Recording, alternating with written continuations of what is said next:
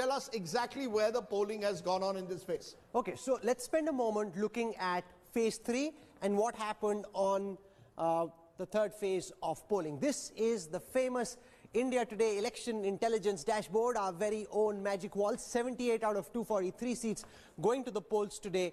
What I want to spend a moment doing is show you the regions where polling happened. So in Champaran, you had 10 seats where polling happened. The NDA currently holding 7 of those, the RJD holding 2, LJP 0. Then there's the Kosi belt where 13 seats went to polls today.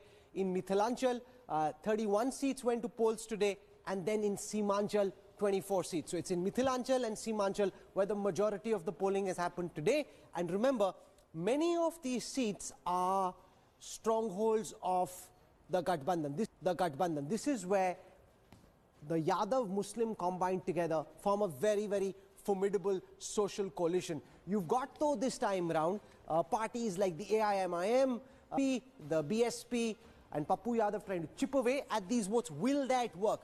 Let's spend a moment looking at the strongholds for the various parties in this phase of polling. 16 strongholds for the NDA, and what this essentially means is seats won by that particular coalition in every election over the last 3 elections.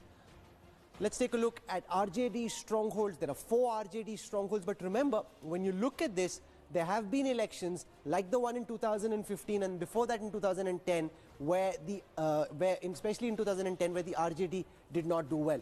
Let me take you through the swing seats for the third phase of polling. 29 swing seats, seats where the winner has changed in every election over the last 3 elections.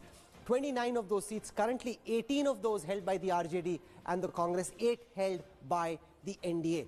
Let's take a look at what's happened in terms of voter turnout in this election so far. Now, Bihar, despite being the one state which has huge political awareness and interest, for some reason doesn't register high polling. I've left out phase 3, but from what we can see so far in previous elections, Bihar simply doesn't register the kind of voter turnout that, for example, neighboring West Bengal does, which is going towards late 70s, early 80s. In Bihar, traditionally and typically, voting turnout has been low.